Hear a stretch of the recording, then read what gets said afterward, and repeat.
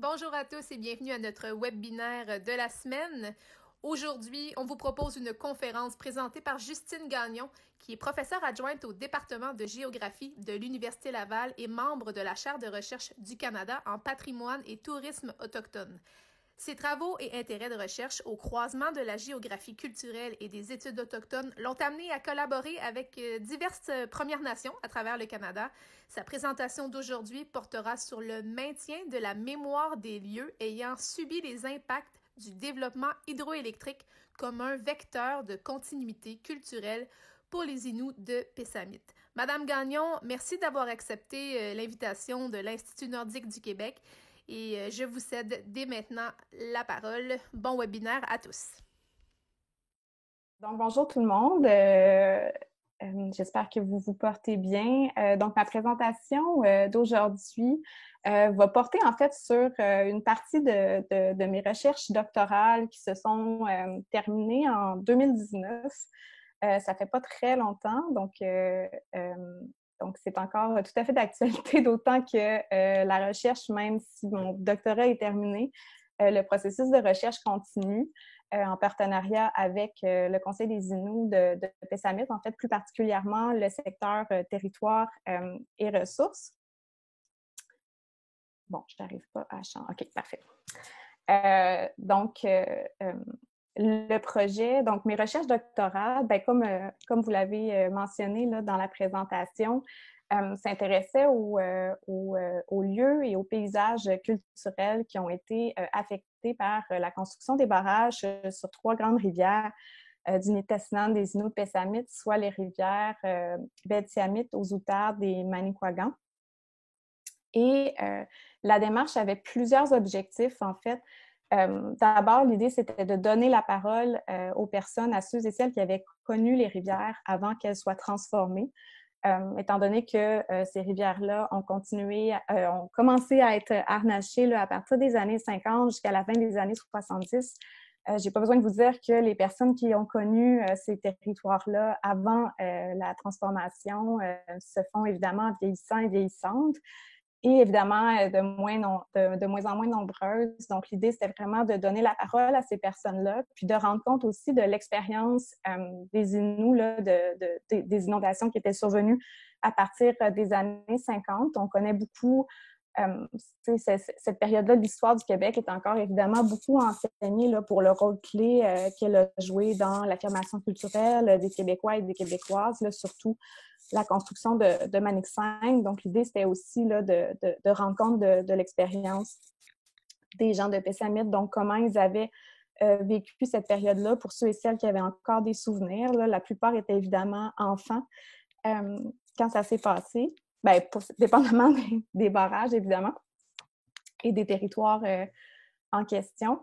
Et aussi, l'idée, c'était, à travers ce projet-là, d'aborder les enjeux qui entourent la continuité culturelle, puis la continuité d'occupation du territoire à travers le lien, le maintien là, du lien d'appartenance des Pessamit-Uluth envers les rivières. Donc, malgré le fait que ces territoires-là ont été radicalement là, transformés et bouleversés. Donc, comment cette continuité d'occupation, cette continuité culturelle s'exprime donc à travers ces changements-là et aussi à travers la démarche, l'idée c'était de reconstituer autant que possible certains des paysages là, et des sites culturels qui avaient disparu ou qui avaient été transformés parce que à l'époque où plusieurs de ces barrages-là ont été construits, il y avait peu ou pas d'enquêtes archéologiques là, qui ont été menées. Donc, il y a plusieurs paysages, plusieurs sites d'importance qui ont littéralement disparu là, sans qu'il y ait une documentation ou une recherche en amont. Encore là, ça dépend. Là, les derniers barrages qui ont été construits, déjà, ce genre d'enquête archéologique là, commençait à avoir lieu, mais pour certains, dans le fond, ce qui reste de ces paysages-là, c'est la mémoire qu'en ont là, les gens qui les ont vus, qui les ont nommés, qui les ont fréquentés et habités.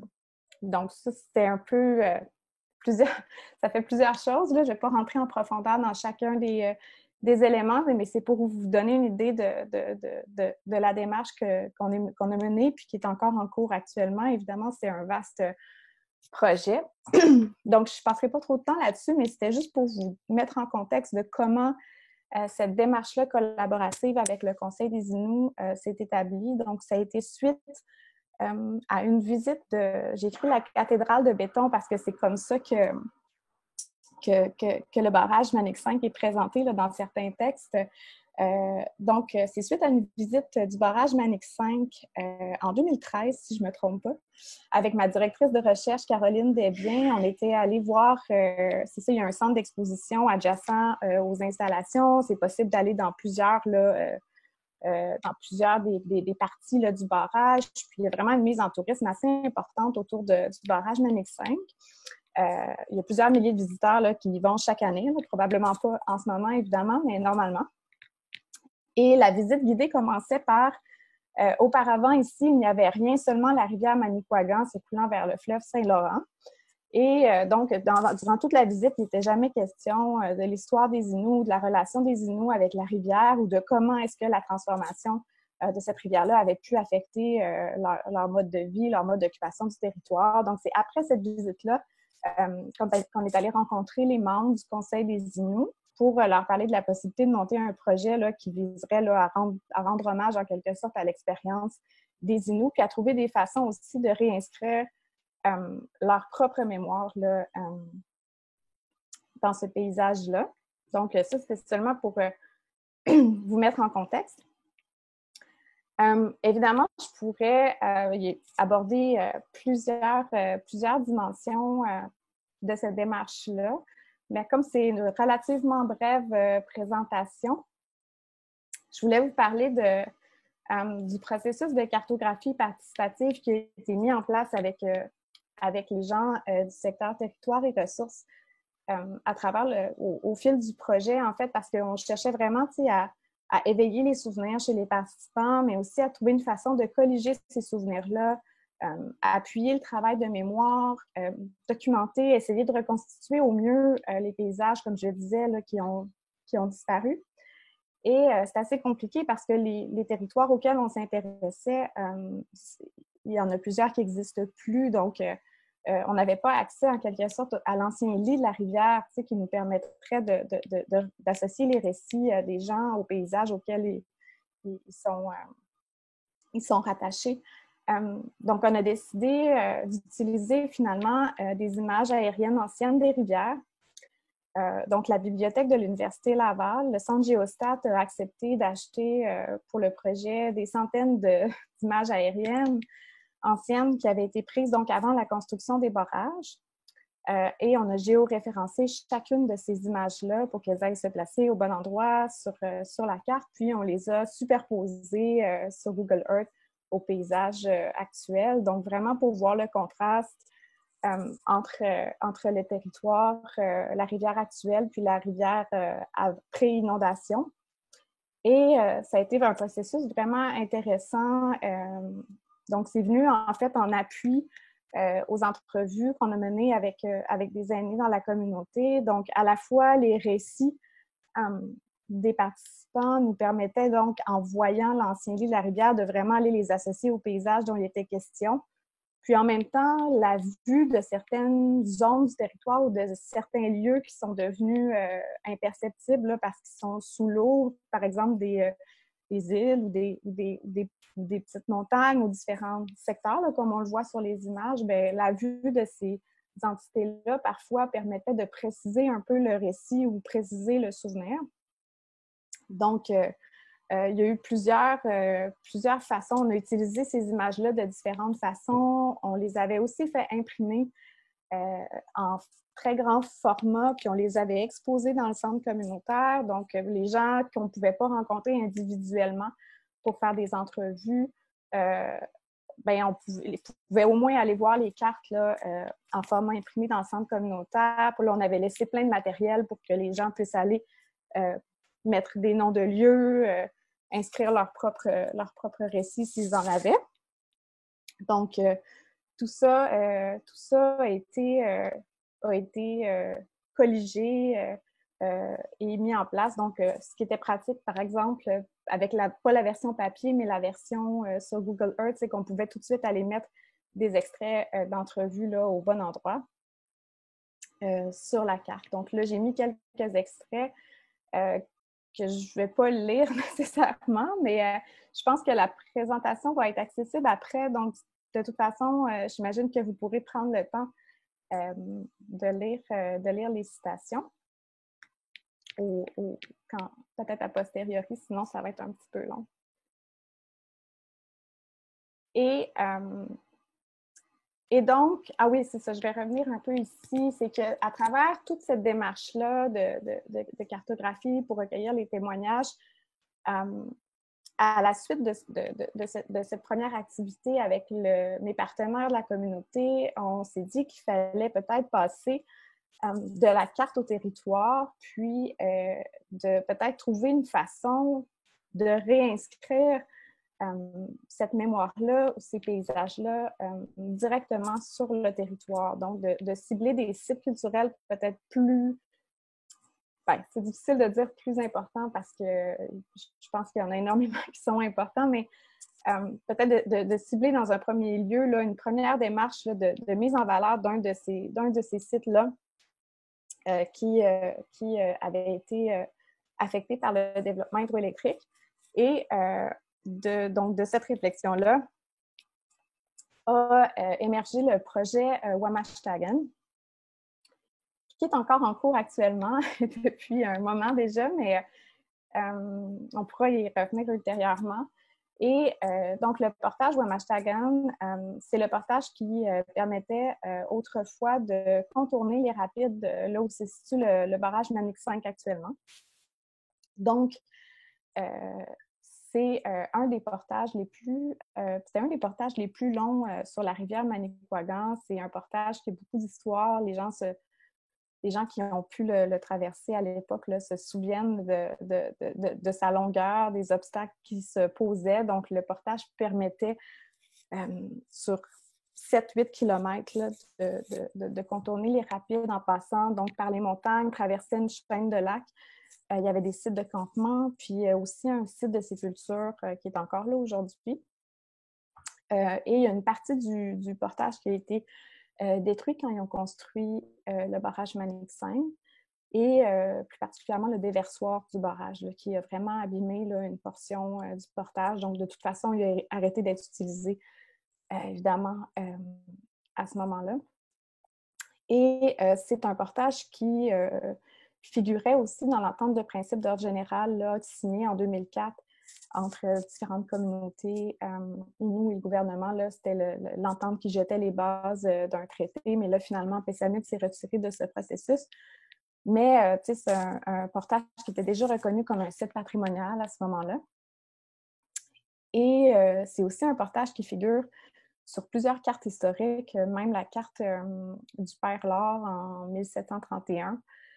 Donc, on voit, c'est pas le même orthographe, mais on voit le nom du portage. Donc, comme il y avait beaucoup d'histoires, que c'est un site qui était très important, on a porté notre attention sur ce site-là pour les phases ultérieures du projet.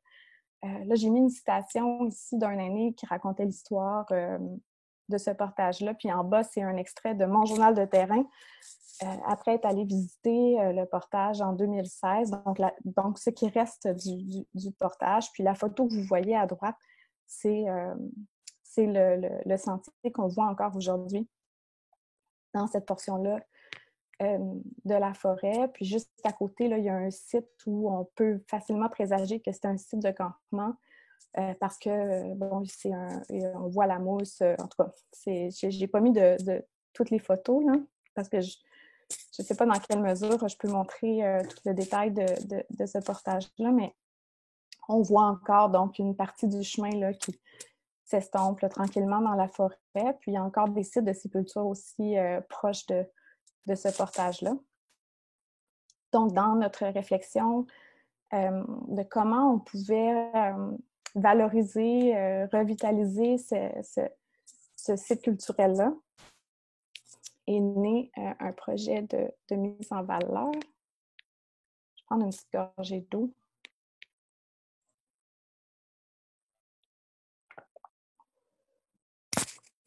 projet de mise en valeur, pardon.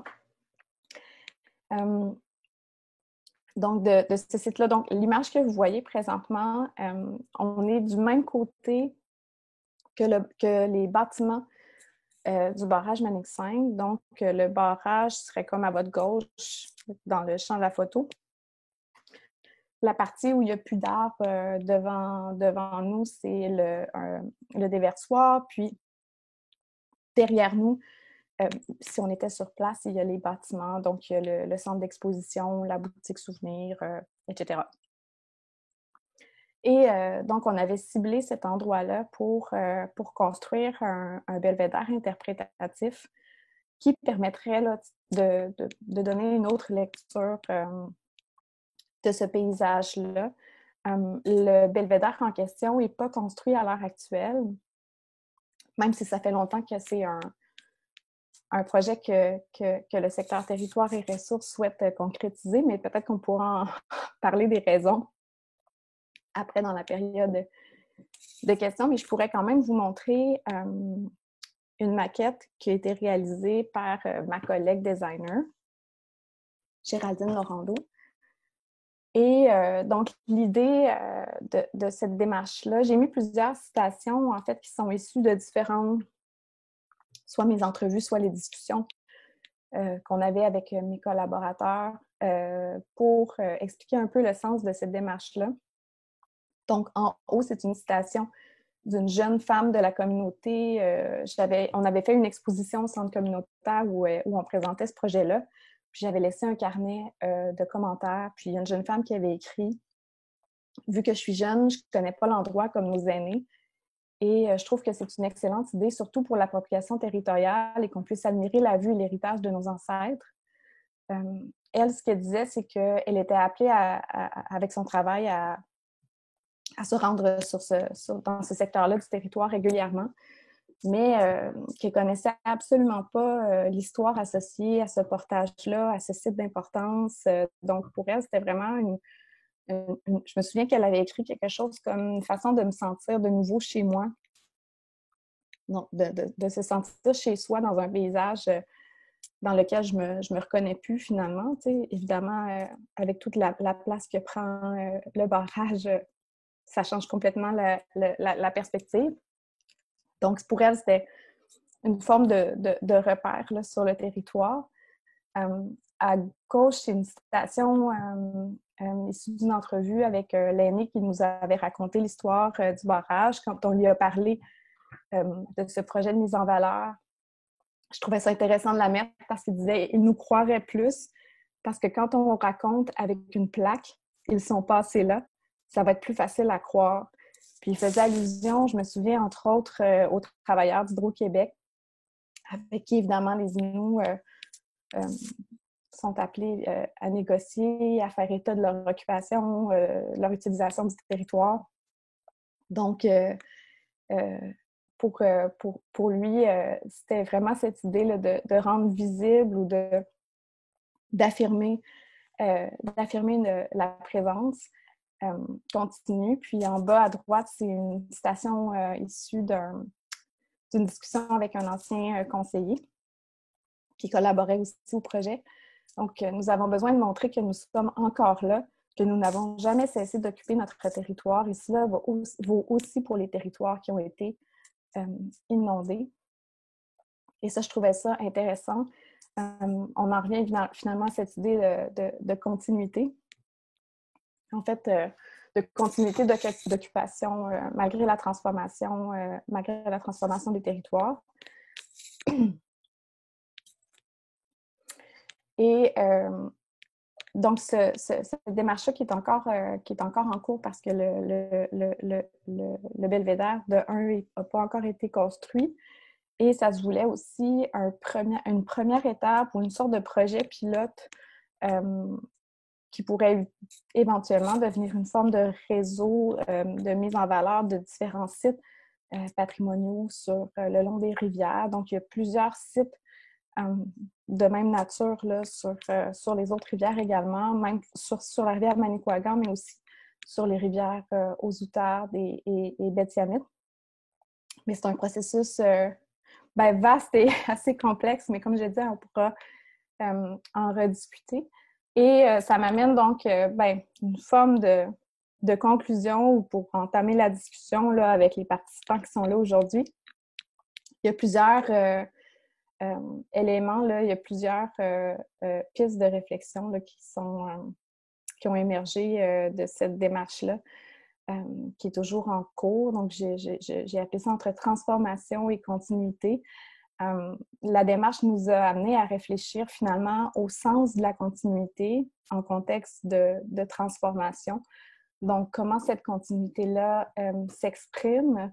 Puis, ce qui était en filigrane de la démarche aussi, c'était de mettre en lumière qu'on pense souvent à l'industrialisation en termes de perte et de rupture, et avec raison.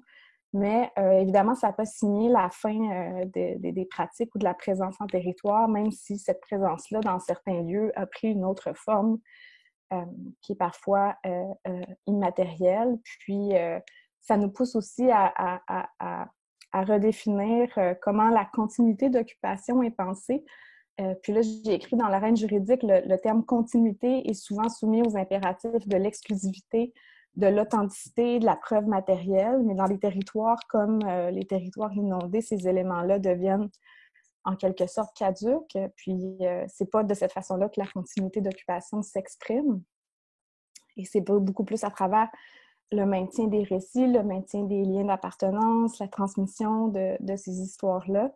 Mais ça fait aussi partie d'une continuité d'occupation. La démarche nous a aussi poussé à questionner la nature de l'héritage inou dans ses formes tangibles et intangibles, mais aussi, surtout dans ses formes contemporaines. Comment est-ce qu'on peut le préserver ou le mettre en valeur alors qu'il est enchevêtré ou dans des paysages politiques, juridiques, ontologiques, allochtones. Donc, comment est-ce qu'on peut réfléchir au maintien, à la mise en valeur de ce patrimoine-là? Puis, ça nous a aussi poussé à questionner ça revient un peu à ce que je disais au début, mais le rôle de ce patrimoine-là dans l'utilisation contemporaine du territoire. Puis, je me souviens d'une discussion qu'on avait eue avec des gens du secteur territoire et ressources qui nous disaient, tu sais, c'est souvent, on considère que l'utilisation du territoire par les Inuits, c'est la chasse, la pêche, c'est l'exploitation de certaines ressources, mais ça va beaucoup plus loin que ça. Puis, ces espaces-là de mémoire ou ce patrimoine-là ou la mise en valeur du patrimoine, ça devrait aussi faire partie des usages ou de ce qu'on considère comme étant l'utilisation du territoire aujourd'hui. Puis, notamment, là, dans le contexte, là, quand les Inuits ont à négocier avec les acteurs industriels ou avec le gouvernement pour l'implantation ou différentes activités d'exploitation des ressources, doivent toujours comme démontrer, faire valoir leur utilisation, leur occupation du territoire, mais souvent en termes là, d'activités de chasse ou de pêche, alors que ça va beaucoup plus loin que ça. Donc ça, c'était juste des pistes de réflexion qu'on a abordées dans la recherche qui est encore en cours aujourd'hui. Donc, ça ferait le tour, c'est pour la présentation. Ça fait vraiment drôle de voir juste mon propre visage à moi depuis le début pour présenter. J'ai l'impression de me parler à moi-même. Donc, vivement vos questions et interactions. Merci, Justine. C'était très intéressant. Oui, tout le monde dit merci beaucoup. Si les participants ont des questions, on peut les mettre dans le Q&A ou dans le chat.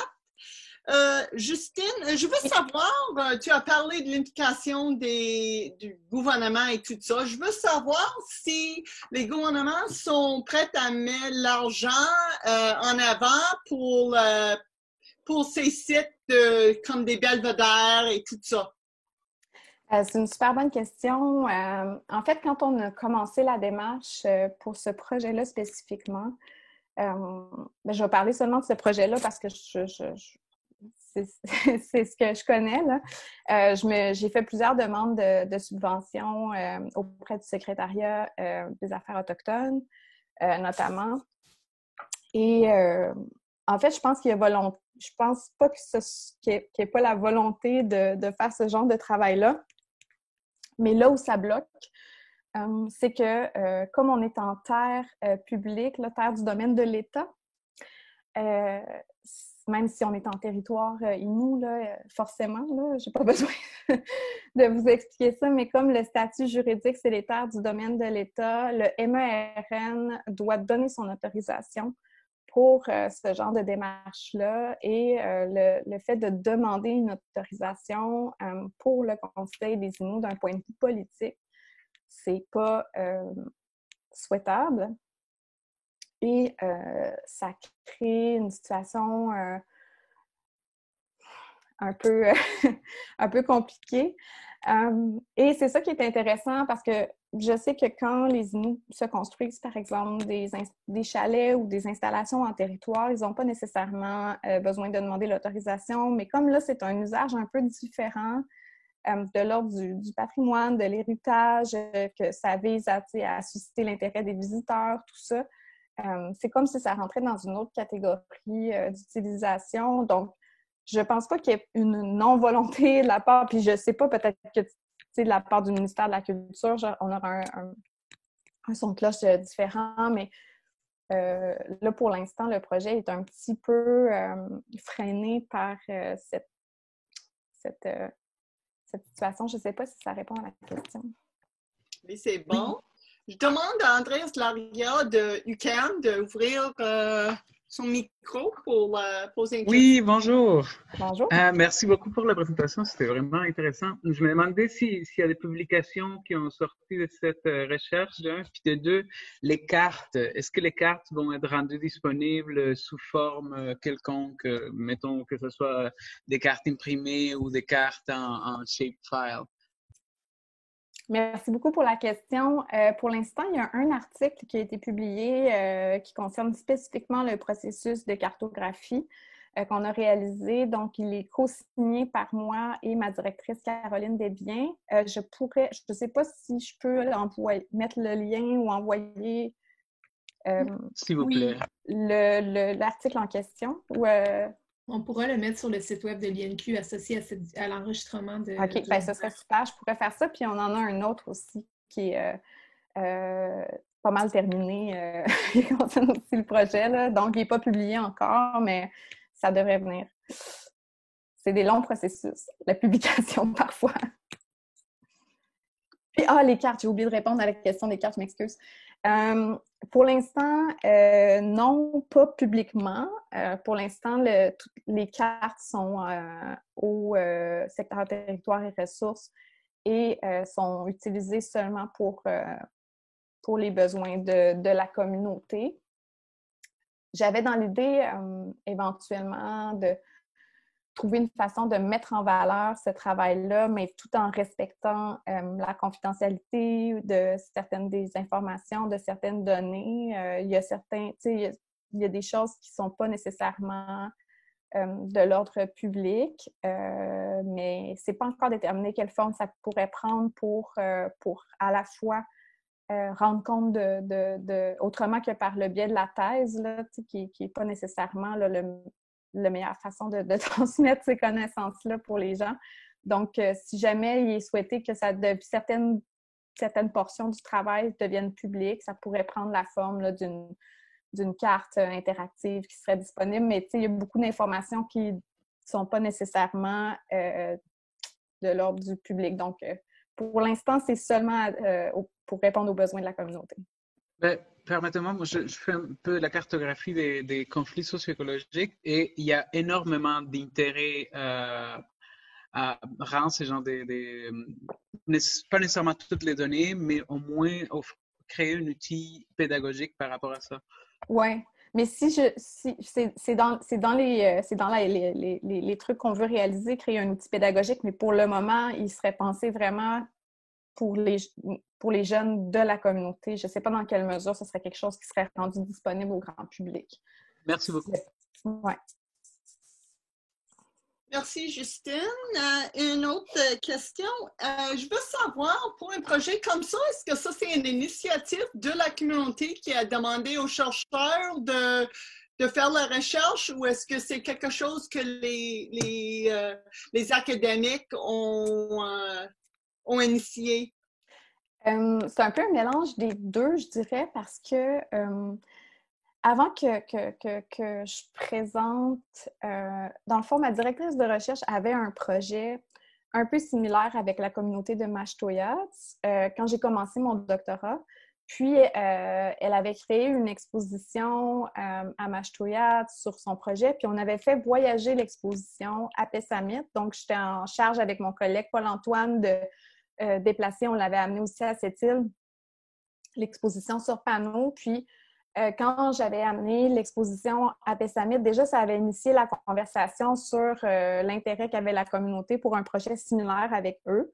Puis ensuite, après qu'on soit allé visiter le barrage, tout ça, puis qu'on a entrepris une conversation plus formelle avec les membres de la communauté, où là, j'avais vraiment commencé à réfléchir à quelle forme pourrait prendre ce projet-là dans ce contexte-là. Puis là, j'ai présenté, puis la communauté a dit oui, on embarque. Donc, c'était comme un peu un mélange, comme ils avaient eu vent du projet. Puis plusieurs années auparavant, je pense que Caroline avait déjà lancé une perche à Pessamit, mais à ce moment-là, c'était pas, sur le plan politique, c'était pas il n'y avait pas le momentum, c'était pas un bon timing pour faire la démarche. Donc, finalement, quand moi, j'ai commencé mon doctorat quelques années plus tard, ça s'est avéré être un meilleur moment pour enclencher la démarche. Donc, c'est comme à la fois, le dialogue a émergé à la fois à travers l'intérêt de la communauté d'entreprendre ce type de démarche, puis ma disponibilité, ma volonté d'aborder les choses sous cet angle-là. Donc, on a trouvé un terrain commun, puis on a lancé le projet.